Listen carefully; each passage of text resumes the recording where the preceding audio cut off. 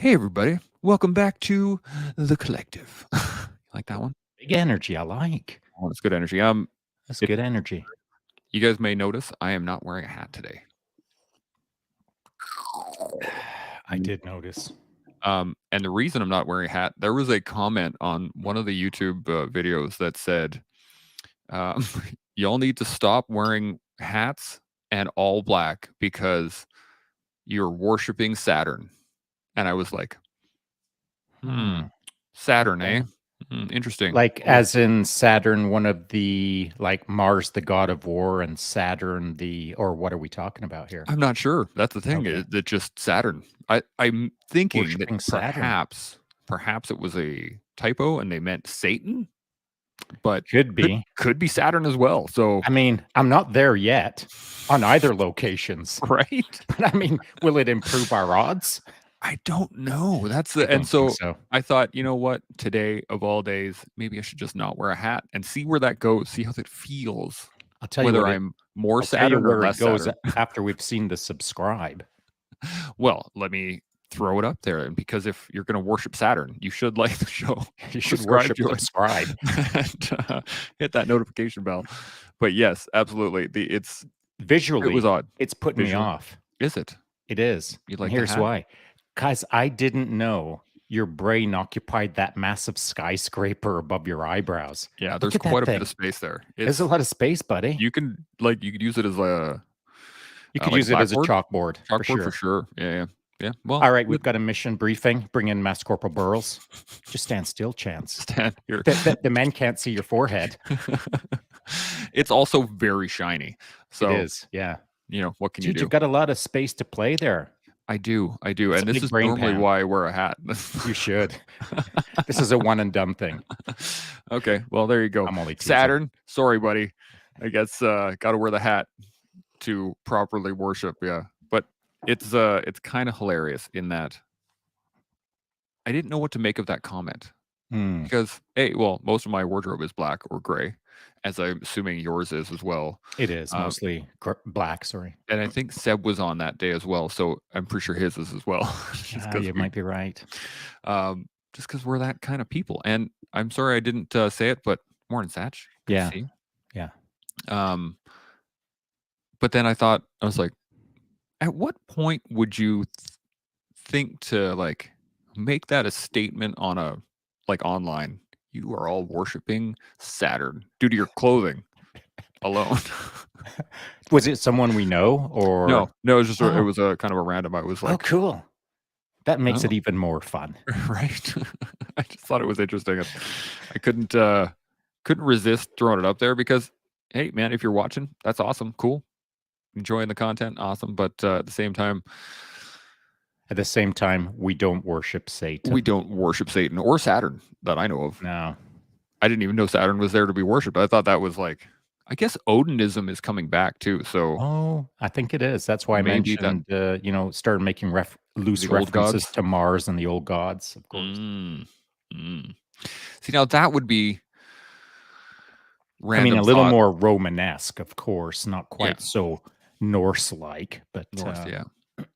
I wonder because there has been an insurgence or a resurgence of like Norse mythology over the last little while. I'm surprised that the Greek and the Roman pantheons aren't being kind of resurrected in the same manner, especially with the Spartan. I think they've had their run. Really? They had their time. I think the book's being written. I really, honestly, I'm kind of tongue-in-cheeking it, but I'm kind of being a little serious because Ryan Holiday has gone mega. Yeah. On it. I mean, please don't write another book. Are you going to write it backwards this time? Yes. It's the same book, but the last page is the first page. I mean, they've been written. They were actually written a couple of thousand years ago, but now they've been paraphrased a couple of thousand times. And so we don't need another stoic book, to be honest. So it's kind of box check. That's why perhaps there's a little bit of a, not insurrection or an insurgence. There's been a resurgence of new information, quote unquote new, but it's just because nobody's written 1,000 books about it yet to move on to the next mythology. That does make sense. I wonder if perhaps in the age of not enlightenment, but like technology, everything that we have now, if there's going to be perhaps a development of a new pantheon at some point, or if there is a amalgamation of some pantheons, I think that'd be interesting too. Well, hang on a sec. So that's a fun topic. I mean, I'm not sure if we have topics, but what would you think the next pantheon will look like? Well, from my understanding, most of the pantheons throughout history have been a development of personification of human traits. I like. And because of that, I think this next technological pantheon, I think it'll be technological, especially with the development of AI and virtual reality and that kind of stuff. I think it's going to turn into more of a uh, digital amalgamation. So we'll see more of like um, gods of information and gods of integration, and I think that's where it's going to kind of fall What? towards. I'm going to be a god? Yes. Once you integrate with the Matrix. Yes. Finally. Yeah.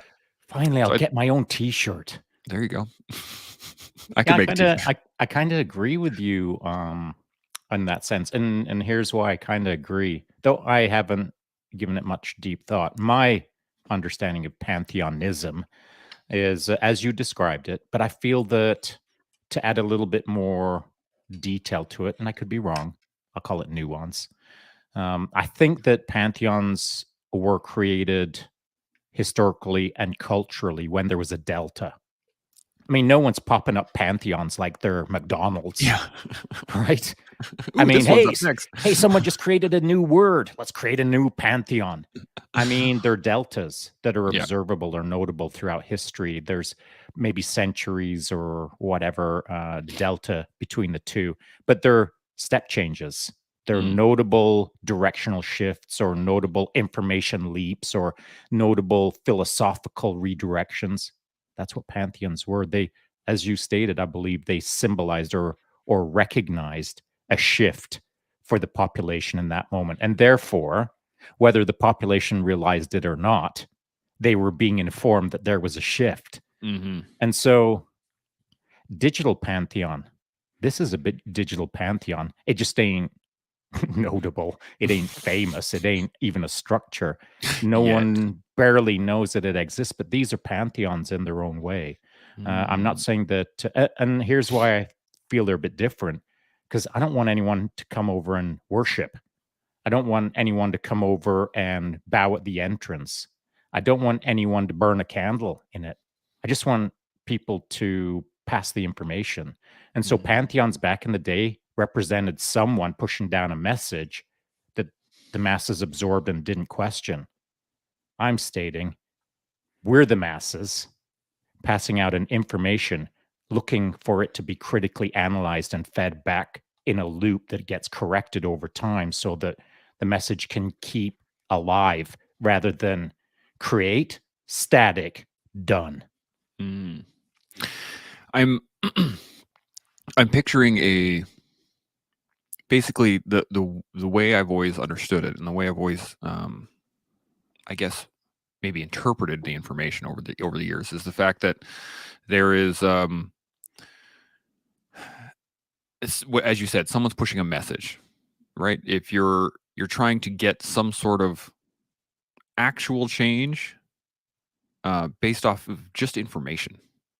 And I think that, when you see, especially the newer religions like Catholicism and all those things, but it's still technically a pantheon, is that the message is the concept, the original concept. It's all about the Agreed. message. Yeah. And then it gets elevated to a point that it becomes, on a pedestal.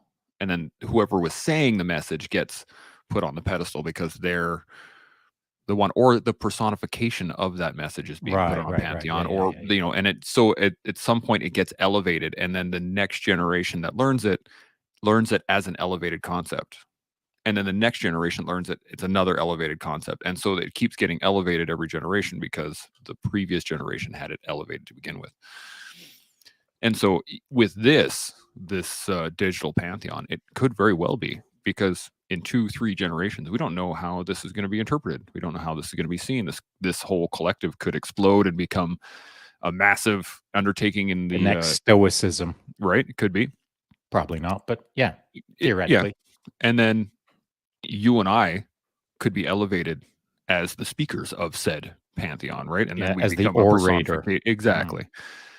And so I think that's where when I said, it's all about the new pantheon is going to be about information and integration, is that as the technologies develop to be able to interpret this at a faster rate, then I think the speed of which a pantheon will be created will also increase.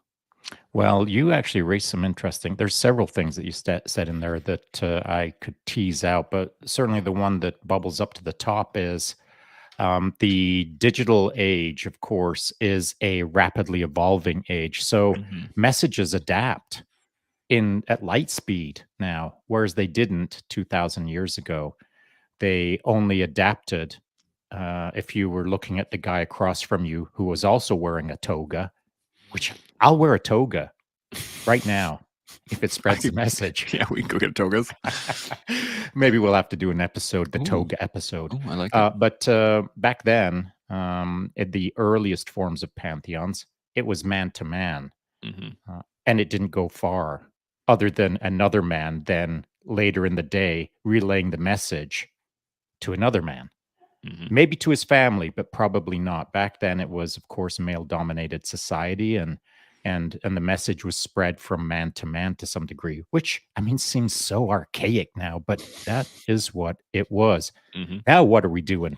We're two men relaying messages to each other, except we're not thinking of it as a pantheon, but it's kind of an interesting thought concept. It really is. I'm kind of fascinated by it, and I think I might explore the idea in a little bit. And to your point of a toga episode, if I ever get Ryan Holiday on here, we're gonna wear togas. Well, if you could set that up, I'd go find my finest toga, which is a problem because I've got several. I'm not sure if I'll wear my satin one or my velvet one. Both good choices. I was thinking like velour. That's not bad because the silk would show sweat. Yeah. And I'm going to sweat in that episode. And it would be shiny too. So lighting. Yeah, right? Lighting would be a problem. Probably secondary reflections off my voice, off the shine. We're having too much fun this morning, I tell you. That's right. Yes. Yeah. Anyway. Well, you know what? It's probably a good thing because I came at you hard yesterday, and got to yin and yang it, baby. Got to balance the force. Yeah. Got to balance the force. Got to be equal and opposite. Correct. Right. Yes. I had a conversation. You are not my equal, and I'm opposite of everything you do. You're right. You're not my equal. I was talking to my son the other day, and we were talking physics. Actually, random moment in the car, we were talking about equal and opposite reactions. Sorry. So we were talking about. I know. How did he come up with it? Yeah, and we were in the car and we were discussing how when somebody does something and he feels a certain way, and so like he was saying he was playing with some kids at the park and they didn't want to play with him, and he felt bad, and I was like, well, yeah, you have a reaction because they did something and you had a reaction to it, and then he didn't really understand the concept, so I started diving into, it was actually more me than him, but I started diving into, the basics of the first law of motion, second law of motion. I can't remember. I never remember if it's the there's first an equal or and the opposite, second one. and for every action there's an equal and opposite reaction. And so yeah, we started discussing that more than anything.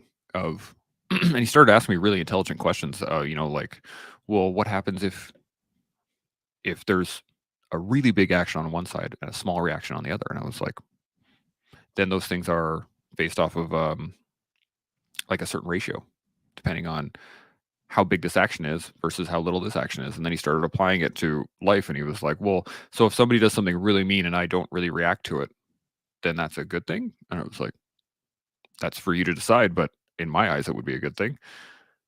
And so he started playing with it in his own head of like how to get different reactions from certain actions, and I thought it was quite interesting. So I was gonna, and I mean, yesterday you came at me hard. I absorbed. Not my hardest. Not your hardest, no. Kind of but a 1.5 out of 10. I was gonna say 2, 2. but okay, 1.5. No higher than 2. No higher than 2. Yeah, but my reaction was, it was, I don't know if it was equal and opposite, but it was of magnitude. Agreed. And I think that was, I think that's something that we need to be aware of, is that Oh, it's critical. you are. It's an amazing insight. Yeah. Okay. Well, I think so. What I was going to say was the fact that if we can develop our order of magnitudes to a higher degree, in order to do that, we have to get hit by larger magnitudes in order to You do. measure. You got to hang on for the ride. Yeah. Have you ever heard me say that before? I think Like on day once one? or twice, And maybe. you know, it starts at a 1.5 out of 10 until it's like a 7.5 out of 10. But the 7.5 out of 10 now feels like a 1.5 out of 10. But every time you feel the pinch or the sting or the lightning bolt, depending on what's being delivered by whoever, and I'll get back to that in a sec, you're going to have a response. And I do feel that if you understand the game, if it's an equal and opposite response, the push will move someone in the direction at the velocity that they're pushed. How much velocity can a person take versus how much velocity do they need? Well, that is the devil in the details. And if you really care about a person, you'll fine tune the push so that it stings quite hard, but it's healing itself the moment that you walk away. They'll heal it themselves. So you got to push. I got to push. You have to push yourself. You have to push your boys. You have to push those people around you. Push, push, push. That's what we're all supposed to be doing, not lazy, lazy, lazy. And so I'm being lazy if I don't push others. I've got no problems pushing myself. I mean, I can do that in my sleep. I'm getting an image of a pinball machine, and it's interesting because the way my brain works is I develop pictures based off of, like, I see scenes of imagery as people talk, and I find it helps me interpret the actual the verbiage that people use. But the concept in my mind is that if we are all in one giant pinball machine, right, and we're all, the balls bouncing, you got multi-ball going on, you got balls bouncing all over the place, right? Look at you, advanced player, right? And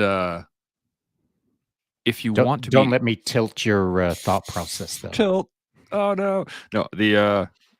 If if we're all bouncing around in and amongst each other, we are not in control of any of the situation, right? We're just bouncing off of everything. Yes, left, right, and center. I was going to say it's the chaos theory, or it's chaotic. Yeah. There's a little bit more to it than that, but it gets us in the right direction. Yeah. And I think that once you realize that you can actually direct your own self, your own ball, your own whatever, and you start using the paddles, that gives you the ability to push in a direction that you want to go. The trick, I guess, is the fact that there are other pinballs running around in amongst the things. So you can hit a straight line, or you can aim for something, and then you're going to bounce off something on the way. And then you have to react and do it again and do it again and do it again until you can find the right line with the right timing at the right speed to reach your objective.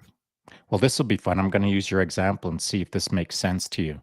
So, we've now established this multi-ball pinball machine, and there's many balls on the table, and it's chaotic. And let's pretend that you've never played pinball before, Chance Burles. This is your first session, and it's madness, man. And I got a multi-ball already? That pinball battlefield is chaotic. Yeah. And how do you get a grip on that? Well, initially, what happens is you watch a whole bunch of balls go down through the chute. I keep losing. And then one day, you manage to get your flippity-flop paddles working properly so that you have your first bing, and it goes bing, goes right up the field again. You're like, whoa, I got a moment to breathe. Oh, it's binging around out there. I can see that's not where I wanted it to go. And then it starts sliding down, and it's in the chute. Or maybe you get lucky and it bangs off this flipper. Bing! Ding, ding, ding, ding, ding, ding. It doesn't go where you want to go, but your game is continuing. You don't feel like you're in control of the game yet because you haven't learned how to use your flippers. Mm-hmm.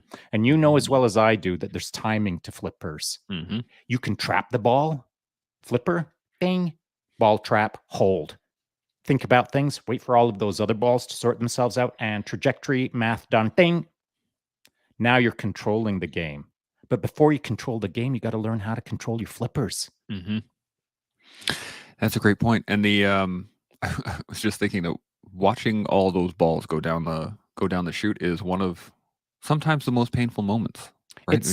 It can almost be disillusioning. And I was going to stretch this all out into like a big old song and dance on this subject, but I think it's pretty self-evident that there's a lot of things going on in a pinball game that relate to life. Mm-hmm. The overarching theme is you got to learn how to play the game. I like it. And the continuing thought, I guess, on top of that is that it's not just that you have to learn the game. First off, you have to understand you're in the game. Then you have to learn how to play the game. Well, then you have to learn how to use the controls. And then you got to learn how to play the game. And then you got to understand that losing is part of the game. And then you got to understand that in order to win, it's just about how long you can play. Well, there is one other step that you've left out. Did I miss one? Which is so critical, but nobody ever thinks about. You just walked into the pinball store of the day. As you approach your pinball machine, what's the next thing that happens? You got to pay to play. Yes, you do. Yeah. You've got to reach into your pocket, and maybe it's your lucky quarter. Maybe it's your last quarter that you've got to sacrifice to begin the game.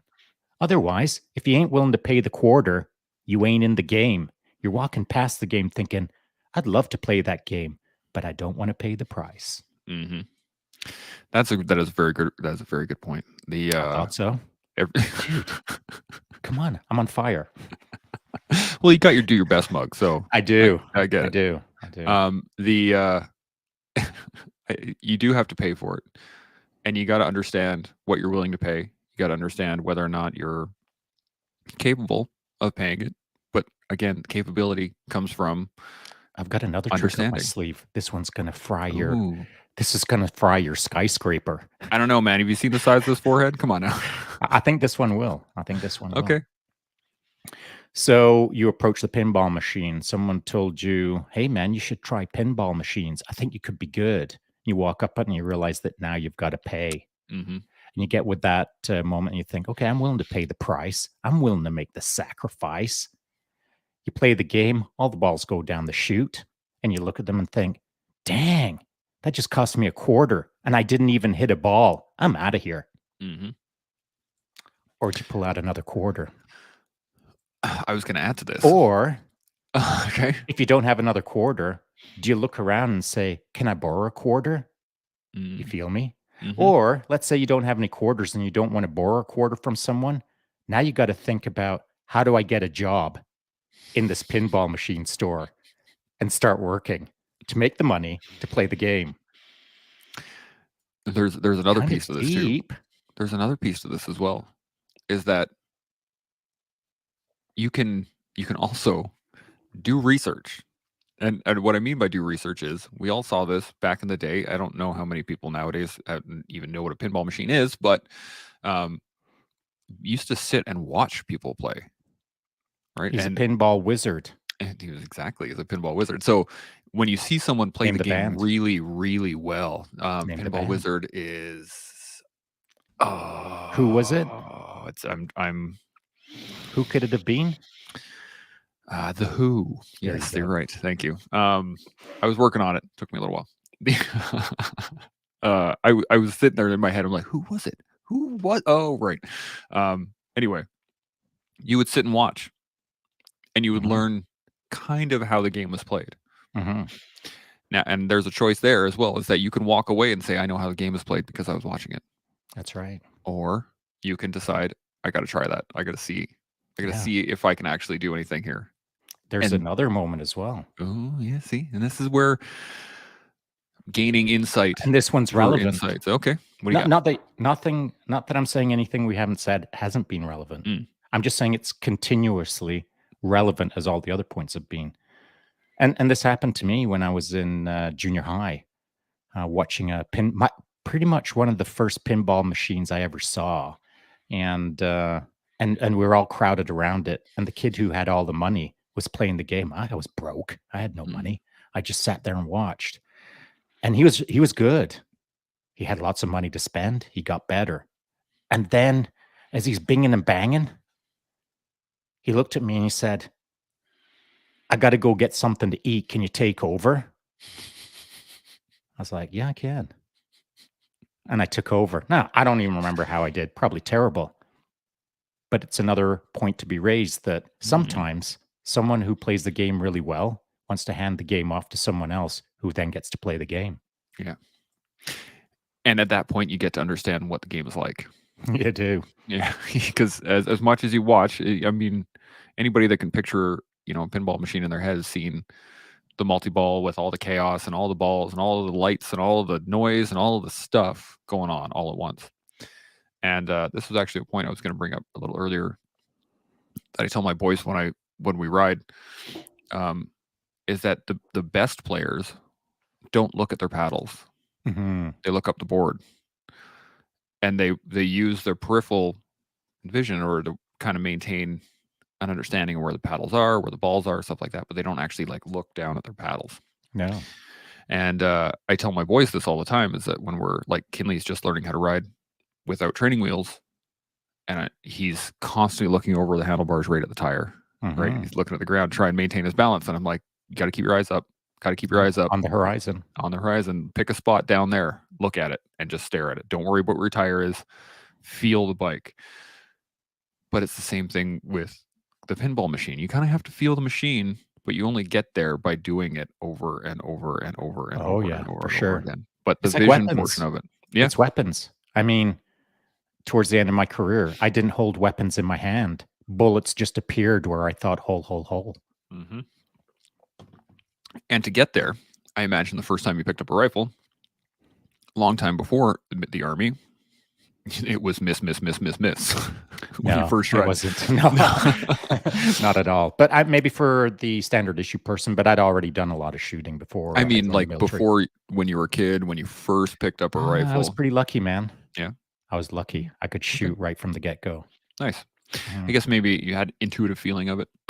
I had something, no Yeah. doubt about it. I I know for sure I had something. I just Yeah. don't know what it was.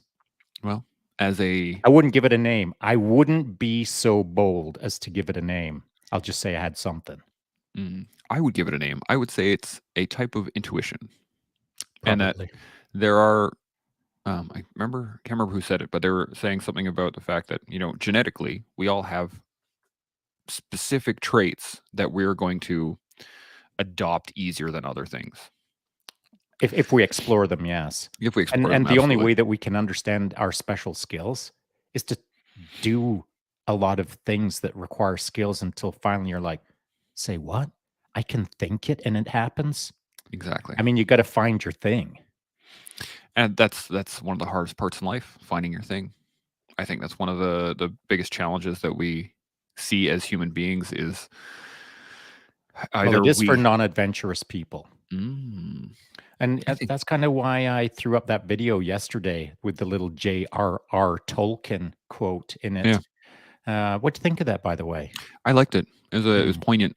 yeah, I I thought really did. so. Yeah. Timely even. And so, when Almost like you I were talking to me or something. pretty much almost in both posts yesterday. So, Yeah, the idea being that, our view of our world is as small as we want it to be. We are that's true. actively constraining ourselves on the daily in our view of the world around us by thinking small. Mm, If you I only raised that drone up, a couple 100 feet, not even, and it went from a tiny little red house with a backyard to the misty mountains in the background. And that's just changing your perspective, mm, pulling your head out of the small world, looking up over the treetops and seeing a there's a bigger world out there. And that's the thing.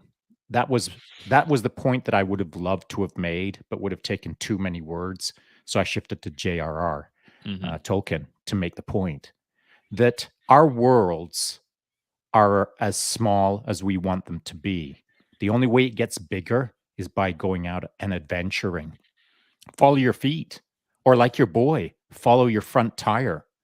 And if he's following his front tire or someone's following their feet, guess what?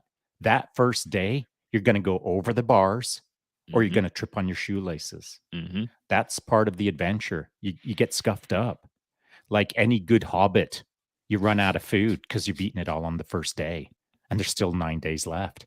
So the idea is that for you to see a bigger world, for you to think bigger, for all of us to get out of our own tiny little worldview, it requires adventure. It requires going out and doing something that isn't normal for us. What about second breakfast? I do love a good second breakfast. It's a great. It was very poignant. It was very specific. I took it as such. It was very It was specific towards me. directed. Yeah. I crafted it specifically for you, but not at you. It was Yeah. for you, but it just so happens to work for It's not applicable to just everyone you else. Yeah. and not just a slice of you that are out Hmm. there. It works for me. It works for all of us. That video is directed at the entire world if it would listen.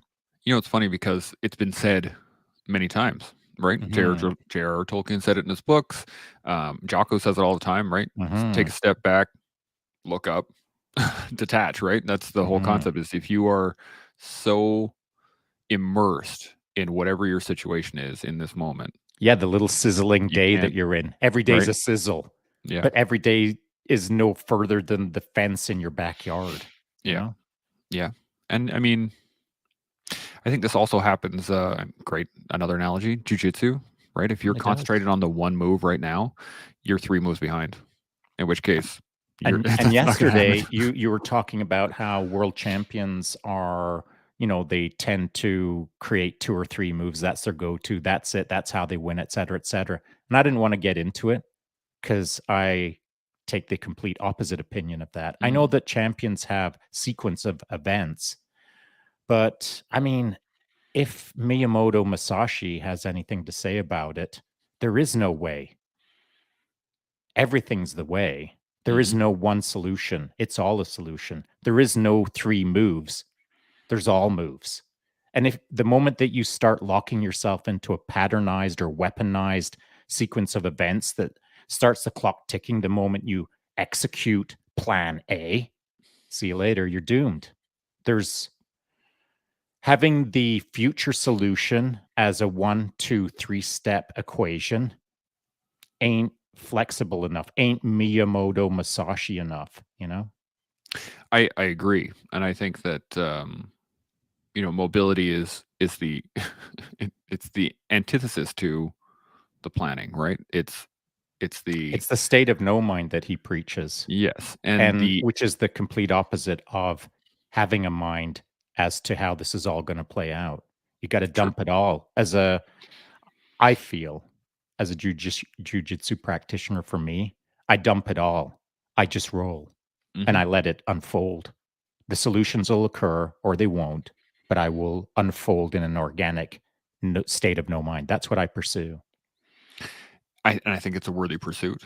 It is. That's why I keep studying, that's why I keep working, that's why I keep trying to figure it out. I don't want to be I don't like being static. I've been static. There's been many times where I have, and I mean static in terms of, large situationally static, right? Where you're living Groundhog Day. Every day is the Mm. same, and I've been So there. mentally and action based. Yes, Mm. exactly, and, it sucks. It It does. sucks being static. So, and Yeah. whether or not that static is, I think that's why that sound is really annoying to people also, is that it's just I've never continuous. thought of that. That's good. Um, I've never made that connection. That's mm, quite sharp. Well done. Thank you very much. But I think that's because, one of the things of tinnitus, why is it so annoying? Because it's constant and Mm. it's the same. It Mm. never changes. Oh, hang on a sec now. Except there are Not times where I bad. get tonal changes, but Not bad, not bad. So I like the static noise kind of topic, but it does go away once you normalize the static. Like, I mean, it's there. It's not going away until you tune it out. And it's ah, same yes. same with a little bit of tinnitus, Like I got it myself, and every once in a while when it starts kind of irritating me, I find a way to tune it out. I find a way to normalize it. Doesn't make it fun, doesn't make it completely go away because it's right there. But I have to find a way with my big bad brain to either normalize or compartmentalize or Mhm. manage it or tweak it or redirect it or replace it with something, whatever. That's my job. And that's all of our jobs with static as well. Static will always be there.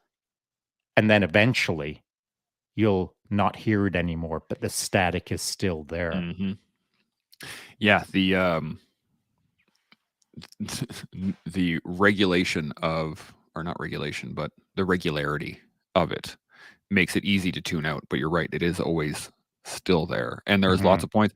I was thinking about this a little while ago with the fact that, the concept of a midlife crisis, right? The average, or I guess the average male, I don't know, you hit 40 and you're like, oh my God, my whole 20 years has just disappeared into working every day the same job and doing the same things and going on the same vacations and like it's that realization of, oh my goodness, the static is still here. Like I thought it was gone, or I couldn't hear it over the last little while. And I mean, you've said it a bunch of times, is that life is not an ambush. Mhm. And I think that a lot of people forget the static is there and then get ambushed by the static. All of a sudden they can hear it again and go, oh, wait, what? Whoa, that's not Where cool. where'd that come from? Right. And then they try and figure out, like, well, I mean, I gotta be 20 again. I'm gonna go buy a red sports car, or I'm gonna like, and it creates this need for the old days, or the concept, I guess, of the old days, the feeling that they used to have when they weren't in a static position, instead of being integrated to the now and wanting to change the static for now versus just I never relive. went through a midlife crisis, I don't I doubt don't that at all. think. And so I I think you've couldn't always been in a recreate my midlife first crisis. 20 years. They were kind of busy. But Yeah. then right around actually as I turned 40, Evan, our first son, was born. So my midlife crisis was, here's your red sports car called Evan. Yeah. And Brand new so, baby boy. I don't know if I've ever had a midlife crisis. I don't know, maybe. I don't know what it looks like. I just I know I I don't can't think I imagine have. I can't imagine you having a midlife crisis, and I think the reason being is that you haven't been static. And I haven't looked for a sort of a token or a symbol or a representation of, we'll call it a solution that makes me feel like, I don't know. I don't even know what a midlife crisis is supposed to make you feel like you're a better human, or like you're twice a man, or you've been successful, or you haven't been successful, but you want to feel successful. So you buy yourself a race car. I don't even know what midlife crisis means, to be honest, as a person. I loosely understand the definition, but it just doesn't feel like that's my style of life. It's not. And that's why I brought it up, the fact that it's not really. I would not imagine you going through one because, as I said, you haven't been static to the point that you would then go, oh my goodness, 10 or 20 years has disappeared, Oh, yeah, yeah, for sure. right? Not. And I think a lot of people, though, hit that point, right? They turn 20, they want to play the pinball machine. They're like, yeah, let's play the pinball machine. Well, now I need a job. So they go get a job, and they realize, and then, oh, and now I got a partner and I really want to play that pinball machine. And now I got to work every day. And then I still want to, and then I got to work. Okay, well, now my kids are here. Okay, well, I got to take them to school, and the pinball machine fades away. And then Mm, 20 years down the road, they go, oh, yeah, I really wanted to play pinball. Now I have all this money. My kids are out of the house. Red sports car, right? And yeah. it's trying to re-grab onto that thing from the past rather than living for the future. And like, so not too long ago, talking with the boys, we were having a bit of a laugh about, I wouldn't mind owning a pinball machine. That'd be pretty cool. Yeah, it would be really cool. and talking about, which one it would be, and then it went on to the arcade game. Well, you'd need a pinball machine and you'd need an arcade game as well, Well, and yeah. for sure that'd have to be like Galaga or something like that. And so I'm not sure exactly which pinball machine it would be, but that's what I would want: a bit of Galaga, a bit of pinball machine. Mm. And Ooh, a I look at Terminator that. 2 one would be good. Those were Which good one? ones. Terminator 2. Oh yeah, I They had had considered that as a possibility. But if I was going to get for reals about it, I'd have to do my research. I'd yeah, have of to do course. my recon, figure out what feels right. Not what is right now, but what feels right then in the imaginary future that I'll never buy a pinball machine. Yeah. So I think it's cool to have these kind of considerations, as I was chatting with the boys again just a few days ago, because I don't know, it makes you realize, do I or don't I want a pinball machine authentically right now, rather than for the last 1,012 years I've been imagining the pinball machine's the solution to all my problems. It's funny because both Arden and Kinley, we were walking through a store one day and they saw one of the little miniature arcade bot machines that Oh you can yeah, buy yeah, in the yeah, store, right? And yeah, it's got yeah, like yeah, 80 or 90 games on it or yeah, something yeah, like yeah. that. And they saw it and they're like, "Whoa, that's super cool." And I was like, boys, when I was a kid, they used to have entire buildings full of these, all different games. And they were like, Mhm. "What? I want to go to one." I'm like, "Yeah, they don't really exist anymore, but yeah, They should. they should." You can find I them in mean, they some still do. cities. Yeah. Yeah, that's right. They have like here, actually in Edmonton, they have the rec room, right? And it's a big one, and there's a swipe card. There's lots of No, games. nice. Anyway, Oh, it's nice, nice. still an arcade setup, but Mm, mm. um, they were like, "Oh well, let's buy this and we'll take it home." And I'm like, "It's $700." Yeah. And they're like, Let's "Oh, buy it, boys. When do you yeah." when do you want to buy it? That's exactly Right what I now, said. Dad. But hang on a sec. How long have you been working? Oh, Mhm. you don't even have jobs yet? What the heck? Okay, let's talk about that. And so we did. We sat and discussed it, and I was like, "It's $700. I'm not paying for it. I Right. will help." Because I would like to play too. Obviously, it's I'll an drive you arcade to the machine. I'll store. still play, right? But you guys are going to come up with most of the money. And they're like, well, if we both put in money, Arden was immediately on the math. He's like, "Oh, well, if we both had $350, then it would be so much." And I'm like, "That would be, wouldn't it?" And he goes, "Yeah. So how do we get $300?" I'm like, "How do you get $300?" And so he's come up with a business plan. He's going to start selling paper fans outside of the house in a little booth instead of lemonade or anything. He's going Mhm. to make paper fans and he's going to sell them. I'm like, "Okay, we'll see how long that takes." He's like, "If I sell each one for $5, then I'm going to have to make this many." He immediately went into the math of it. It's good, man. It is. That And then, it's really good.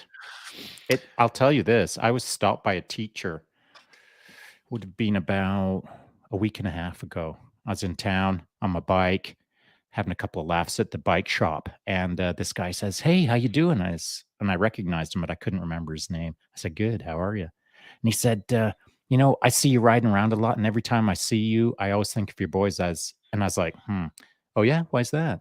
And he says, "Oh, because I taught them in junior high." It's like, "Oh, cool." And he said, "Here's what I remember about your boys. We had a competition at school where we're trying to raise money, and whoever raised the most money the fastest won." So Evan came up with a scheme where he was buying things like lemonade powder in a big container, came back, did the math. The serving of lemonade was about 2 cents per glass. yeah. He was raking it in. Hmm. He hired his brother. He hired Keegan to sell in the school hallway when Evan was in class. So this Yep. teacher's telling me all about, yeah. And so Evan would like tell Keegan, sell, and then they do the math. And I had to stop it. I had to shut their operation down because they were too successful. They were making a boatload of money and it was sending the wrong message. And here's how he shut it down. He said, I had to look at Evan one day and say, "So you've hired your brother and you guys are doing really well. I see that.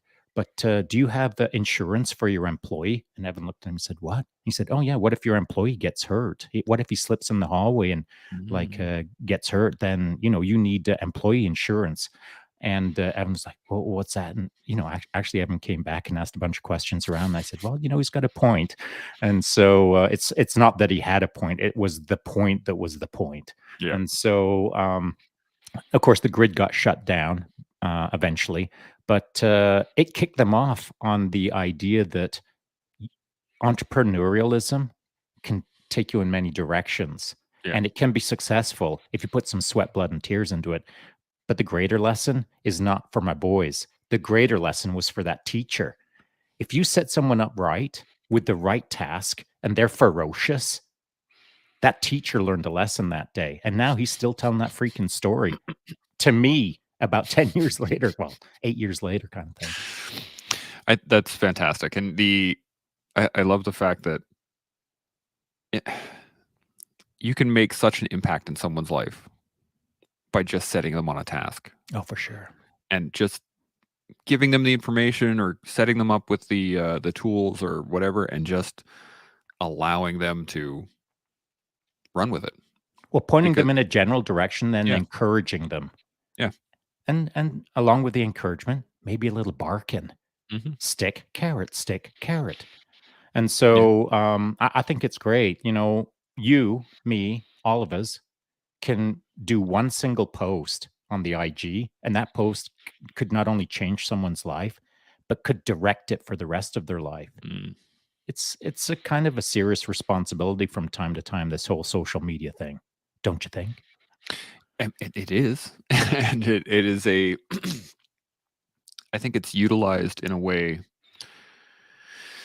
I think the average person utilizes it in a way that is not as effective as it could be. I know that was me. And like, I haven't also.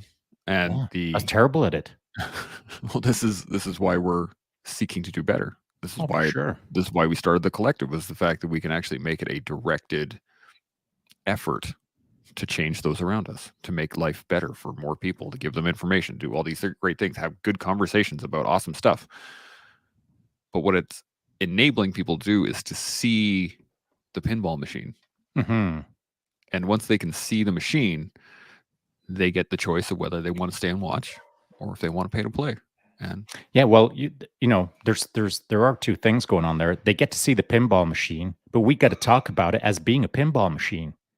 Because if they aren't interpreting it correctly, it's our job to help interpret it for others. Because if we don't interpret it, the pinball machine, then it's a missed opportunity. They're bypassing the pinball machine analogy, and they're getting on with their Groundhog Day program. But that's not what we're trying to do. And so the idea being that when I started social media, I was so terrible at it that Tim Turner barked at me and said, "Stop putting up food photos." What do you mean? I like food, man. I like cooking. I like taking photos of food. What's the problem? He wanted me to get on the inspiring track. He wanted me to choo-choo freak train it. All I wanted to do was take photos of food and run my little life the way I like to run it. Ride, eat, dog, scratch a head, whatever. I wasn't into inspiring. I didn't know it was actually a job. The inspiration that I did was on such a micro level that I was just focused on like the one-on-ones, my athletes or whatever. But I wasn't focused on the world, which is what social media is. Yeah. And so there was a period of time there where I'm already bad at it right now, but dude, I was so much worse when I first started. Anyone who's listening to this, I was bad. And so I thought just taking photos of food and having a laugh and whatever, carrying on with my fun, simple life was okay. But it ain't. It ain't. It ain't for me, and it ain't for anyone who's got something to add to the conversation. If you've got something to say that is going to help people or change their ways to a more positive direction, stop taking photos of food. Don't be me. Think a little bit more about trying to inspire others. Or take pictures of food, but use it as an inspirational tool. For sure. I was thinking of Matt PVE, who bailed on us today. As I was talking about the food, I was thinking about him, and he's a guy who can inspire. Call sign Cupid. He's a guy who can inspire. There's there's people out there that can inspire with food, but I wasn't trying to inspire with food. I was just cooking. Yeah. I was fascinated with what had been created. I wanted to take a photo of it because I just like taking photos. It wasn't to encourage anyone to cook or even to talk about the food. It was just a process of me cooking and taking a photo and not thinking about it and Mhm. etc.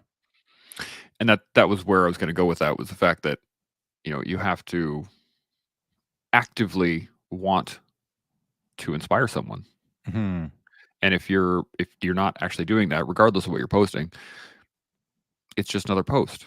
It Even is. if it is like, "Oh, yeah, I climbed Mount Everest." Cool. Right on. That's kinda how I Right. ran my life. That's And that's that what I used to do. yeah. Well, now you're not. Now you're I in the know. you're playing the game now. You're I paying am. I paying to am. I'm playing play. the game. I've paid. Now I'm playing. Well, this is it, man. And you paid by staring in the eye of Sauron for a while, and Yeah, I've paid it in a nobody liked few ways, that's for sure. And, to include giving up my company, etcetera. Like, I've paid in a lot of ways, Mhm. but they're not big deals. Like, they're small prices to pay Yeah. for the outcome of the, um of what I'm pursuing. I'd pay it all again. I'm Mhm. happy to. I like that. I do have a comment here from Satch, and I didn't want to put this up earlier because I didn't want this episode to be about me and what I was doing. But Oh, it's gonna be about you right now. Satch, how you feeling today after yesterday's ruck? I am sore, very sore. My shoulders hurt, my hips hurt more than anything, and yeah, I'm walking around like a like a befuddled duck, I guess. And, No doubt about it. yeah, but it is what it is. I my initial plan was to do a BFT, was to do 13K and just like see if I could make it under the timing as per old school timings. I can't remember if it was 225 or 235 back in the day to do the 13K in. But you missed it, right? I think, well, if it was 235, I was in. If it was 225, I was out. Because I think Okay. it was I 230 or just something like assumed it that. was 225. It probably was. But so I missed it by about 10 minutes. And I remember I was actually jogging the last mile, last kilometer and a half, just to try and make it in the timing. Oh, so you were watching your watch. Yeah, So yeah, I you was did have watching some performance pressure on yourself, you just didn't it. meet the standard. Correct. Okay, check. And then at 13K, I was on the other side of town. And I was like, well, I guess I'll just carry on. And now I could have just cut back, right? I could have gone down my street and walked home. Um, but I was like, well, I just see where I'm going to go. And Good. I had two times the RCMP stopped and checked on me on the side of the road. One of them was I was taking a break and I just had a knee. I was on a knee and I was drinking some water, and RCMP stopped in. Hey, what are you up to? What are you doing? And I'm like, going for a walk. They're like, okay, cool. Where are you coming from? I was like, What's your name? yeah. And it was like so they actually asked for my address a couple times, both times, and No doubt. I was like, yeah, well, I'm just going for a ruck. And Did you see the head on you? I mean, you've seen your own video, oh yeah, so no wonder they were pulling over to see what's up. for sure. um, anyway, so yeah, I made it. I think it was 12.6 miles, something like that. For some odd reason, my watch is in Imperial. Um, yeah, it is Imperial. Anyway, Well, I doesn't mean, it's got its own mind, there's no way you can control that. no, there is. I mean, I was it actually searching it's for it. it's Well, broken. I was searching for it on my phone on how to switch it, but Oh, it's couldn't impossible to find it. switch it, So, there's no oh, I'm way. gonna figure it out now. I just wasn't figuring it out on the walk. I also started the walk with my phone at like 33%, and I was like, oh, that was not smart. But hey, Hmm. it is. So what did you Uh, do? Did you saunter around listening to tunes? Did you saunter around in the silence? Did you we did did you both. rage against the machine? Did you kick rocks? Did you what's going on? So I had music for the first little while, and then I turned it off for a while, and then I put a podcast on for a while, and then turned that off for a while, and I just tried different things. And the thing that kept running through my brain was, what am I doing? Oh Why yeah, am I even going on a run? of Like, what is course. this? And I'm That's watching my right. feet just tick tick tick tick tick tick tick tick tick, and then I started going, okay, well, since I'm already walking, let's start making a plan. Where am I going to go? What direction am I headed? And then and then I'd sing to the music for a little bit, but most of the time I was up here. Of just course. No doubt about it. chirping at myself. What are you doing? This is ridiculous. My knee's already hurt. It's only been 2 kilometers. What is the point of all this? Blah, My blah, blah, blah, blah. shoelaces are already undone and I'm not even off my front yard. All of that stuff. So what did you choose? So you had lots of time to think about it as Mhm. to what you were going to do in the way of a challenge. And so did you like at the last second think I didn't come up with anything. I'm just going to walk. It was more like even like before I stepped off or after. Both will do. Okay, so before I stepped off, I was trying to think of what we had been chatting in the green room, and I said, oh, well, I can ruck, no problem. That's not an issue for me. And you were like, well, I don't ever see you with a ruck on. And I was like, okay, well, I guess I'll just pack my stuff and go for a walk. That was my backup plan for you, hoping that you would create something with longevity. Like maybe you're going to go like for a year or two rucking. I don't know.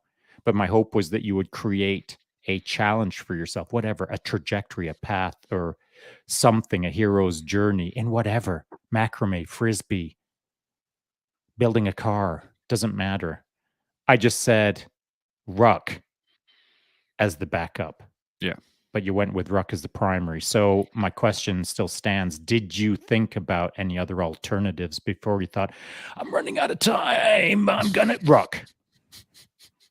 No, I was actually, for most of the time afterwards, I was very,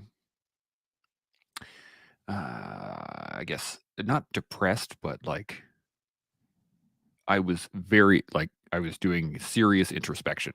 So That's good. the rest of the world kind of faded away, and I was just like, Okay. So you were so up in your head you couldn't even plan. right. And Okay, then gotcha. eventually I was just like, and I was going in circles and just like Looking at well, your watch. I could Oh do no, that, I've and I got could to do do these things, and I something. could do no, that didn't even bother me. I Oh was no? no, Okay, I good. wasn't even worried about the watch or the timing or Oh, anything. I okay, was cool, just cool, like, cool. I need to do something. So what am I going to do? And then that concept of the ruck clicked in my head, and I was like, right. So I just loaded my ruck up and I started walking. Now, And then did you have any other alternatives? Any other wild ideas? I'm going to become the best fly fisherman in the world or whatever. Or now that the ruck is done and you realize, oh man, that's really hard. Do you have another plan or is this going to be it? I don't have another plan yet. I'm still focusing as to what it is I want to do. Well, you And know what'll speed that up is by doing another mega hard ruck today where you realize, geez, I better get with the program and come up with a plan by tomorrow because tomorrow's ruck is going to be even worse. there's going to be a plan today. Don't you worry. But the whole concept was I was still very confused about the whole conversation. Like I was still trying to mold it into a concept, I should say. And so when I just threw the ruck on and I wanted to start Action. do something. And so initially I was just like 5K ruck, like I can do a 5K ruck. That's not an issue. 10K ruck, well, yeah, it shouldn't be an issue either. 13K, I haven't done that in a while. Let's start with that. And that was the thought process, was that that's good enough. 1, 2, 3. Okay, cool. I can do that. And then some thoughts better than no thought, or more correctly, in this case, no thought is better than all the thought. All the thoughts, no exactly. action. Yeah. So I stepped off and I started walking, and then it was like, do I go out 7.5 and come back? Do I just start walking and hit 13 and figure out where I'm at that point? Do I, go in a straight line and then go straight back? Do I make a little rigmarole? Like I started planning out the route, like what am I going to do, et cetera, et cetera. And then I was like, well, Sherwood Park's not that big, but I think it would be a challenge to walk around it. So I started walking, and I was like, okay, well, let's just do that. Bam. And so started tracing it out, and then I made it 3/4 the way. It was just getting really late. It was like almost 11 o'clock, and is that when my you wife turn into a pumpkin, or no? My wife was getting very upset, and okay, your wife. Okay, check. And I was like, okay, I need to shut this down because if I can't walk tomorrow on Mother's Day, it probably won't go well for anybody. So I made the call at one point. I could have. This was the thing when I Don't had like say. You 3%. coulda, woulda, shoulda. No, and this is what I'm Okay. saying is that I had about 3% left on my phone, and I was like, if I tell her just to come get me, that means I'm going to stop, and she'll come and get me wherever I am. And I was like, but I don't like that idea. So I said, can you? I sent her a message and I said, can you pick me up at a point further down? And she was like, yep. Nice. And so I like hobbled my way into the end there. My hips were not in great shape, and so I linked up with her at a point quite a bit farther than I was. I think it was a good 1.5 miles, 2 miles. Is that the before. longest you've ever walked in like forever? Or It's the longest I've. I'd say yeah. That's probably not the longest I've ever walked ever, but the longest I've walked in quite a while. Yeah. Okay. That's good. Yeah. Notable? Not really. I don't know. Like, I'm not asking if it's notable for me. I'm asking if it was notable for you, because it's notable to me. Like, I think it's notable. That's why I asked the specific question. I mean, if you'd have said, no, dude, I walked that far yesterday or the day before or last week, now it ain't notable. But it was, as I saw it, based on the amount of suffrage that I saw in your videos, I was like, yes, that's notable. Good on you, Chance Bros. Respect. And so, do you think it was notable? I don't know, and this is where You feel like it was an accomplishment? My initial thought is no. Why And is the that? reason I say that because I did not get where I wanted to go. But you'll never will. It's called life. You'll get at the end of it when everything goes black. Yeah. In the meantime, just push forward. You got to where you were supposed to go yesterday. That's where you stopped. That's where you were supposed to stop. If that wasn't where you were supposed to stop, you would have kept walking, but you didn't. So you stopped where you're supposed to stop, and good. Check. Just because you missed the last whatever hour of walking or whatever, that's not a failure, man. That's it's just a moment in time, space, fraction. No biggie. Yeah. Well, that's a good point. I still I like thought it was notable, man. I thought I it appreciate was it. great. I still have a lot to. You should be pleased. I mean, you should be happy. I think I'm still processing everything, and Well, it's a big life moment. I don't think it's a big life moment at all. Yeah, it is. I think that's part of the. It is. This is where I'm processing is that I don't actually see it as a moment, even though I it saw might a be. few other people who thought it was. Yeah, and I don't know. Did you read any but, comments? not. I just saw some of them this morning. I've been kind of flying through them, but You didn't read them, or you did I've read read them? 2 or 3 of them, and there are some If you great read all of comments. them, you'll note that I think it was a valuable moment for you, just And as it is for everyone who steps into that moment, me included. I don't doubt it will be valuable. I just don't know if I've come there yet. I think the whole situation is still like amalgamating into a thought that I can actually utilize. If that makes sense. Like No, takes me a while to process things. So okay, fair enough. You're a slow thinker. I don't know if I'm a slow thinker though. Okay. It takes me a while to. Just what I heard. I keep hearing it just takes me a while. But I mean, your language is way different than my language. I think I've spent a lot of time in the last, like getting home last night late and then sleeping and then waking up. I haven't spent the time to really process it. That's why I didn't say, "Hey, Chance Burles, I'm sure that you're not going to the BJJ mats, and we don't have to delay today's poddy because there's no way you're going to be on the mats because your poor broken ass body can't get out of your chair this morning. So should we stick to 1100 hours today, or should we go at 1200 hours today?" You know why I didn't say that? Because I wanted you to get an extra hour of processing. It was actually more sleep than processing. Whatever. Call it what you want. No, it's funny because I woke up at 6, like when my alarm went off, and then I got up, like I sat up, and I went to the bathroom, and I could barely walk there, and I was like, wow. And then I sat back down, and I fell asleep. And then I woke up at 11, 07, and I noticed that your live was on, and I was Wow. like, "Whoa, what just You almost happened there?" slept through your morning yawl. What the Yeah, hell? I did almost. You That almost was missed your own morning yawl. right. That's why I woke up and I was like, "Oh, geez," and I saw it. I'm like, "I'm gonna hit that right away because I can't not do that." I can't focus with one eye, but I'm gonna type out morning yawl. I Oh, gotta good get on it in you. there. Now we're a little bit over time, and we do have some comments here that I did want to make sure that we hit Did because it? there's a few of them. So, Winterstorm, late hello to the collective. Good to see you, Winterstorm. Always awesome. And he says, when you go with one of Sean's suggestions and he's disappointed, when in For doubt, the right reasons. For the rock it right out for sure. reasons. Absolutely. Satch says, by challenging yourself yesterday, you just may have inspired others to do the same. There's no may. There is no may in that. Mm. I literally saw someone be inspired by it in a comment. Mm-hmm. Have you ever heard of a guy called Gray Man Dad? Indeed, I have. Did Yeah, you I read do. his comment? I did. And And presto changeo. he did exactly There that. you go. So, and you're absolutely right. Dude, I Winterstorm know I'm says, right. So do Winterstorm says, you. You know yep, you're right. You know yep, that we're right on this subject. yep, we are absolutely right. I'm, Satch said, Winterstorm says, nice, Satch. Satch says, and you walked almost 21 kilometers. So that's good. Yeah, absolutely. It is good, man. Satch is right on. Winterstorm, when Chance feels worthy, he'll feel proud of his walk. I agree. That is a good point. That is the 100%. point. I was trying to get you there faster, but it appears you're a slow thinker. So whatever, man. Carry on.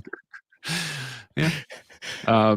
10 years from today, Chance will realize it's a valuable life moment. And that's, Agreed. yeah, probably 10 years from now. Gray Man Dad, afternoon, Chance. Happy Mother's Day to everyone in the community. Hey? Yeah.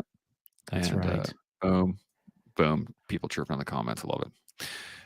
So, yeah, we are 6.5 minutes over time, but I do appreciate Chance Burrows episode. We're always going to go long on a Chance Burrows episode. When we talk about me, I see when the focus is you. I was hoping to downplay that by doing it in the last 10 minutes, but I think we did. I feel, let me ask you this question. My opinion at the end of this conversation is as such. I feel it was quite balanced. I feel that some points were brought out of it by you, by me. I feel that there was recognition of how hard it was, but that's what we're all supposed to do. Yada, yada, yada, yin and yang, etc. So I think it was a overall good combo, and I'm glad we went long. I agree. I'm glad we were able to actually discuss it because it was interesting. And well, you know what'll be interesting tomorrow. It's called DOMS, delayed onset muscle syndrome, and you're going to experience it for the first time in about a decade, maybe. It's going to be a gooder. I mean, I know you've felt DOMS before, like once a year or whatever, but tomorrow, wakey, sleeping beauty. Well, tomorrow morning I'm going to be up at 6 and I'm going to be throwing the kettlebell around. Yeah, and we'll see how sore everything. And you know what? We will see, because the deal is you're going to start putting up that video of you sweating. Yes, yes, cool. I love that. Yeah, I love evidence. Pics or it didn't happen. I do appreciate the conversation. It is enlightening, and I appreciate the push yesterday to actually do something. Dude, you kicked ass so good. I definitely learned. I definitely built, and I've grown because of both of those things. So I appreciate that, and I appreciate everybody watching. I appreciate everybody else doing it at home, and we'll see y'all tomorrow. Chimo, and happy Mother's Day. Chimo mothers.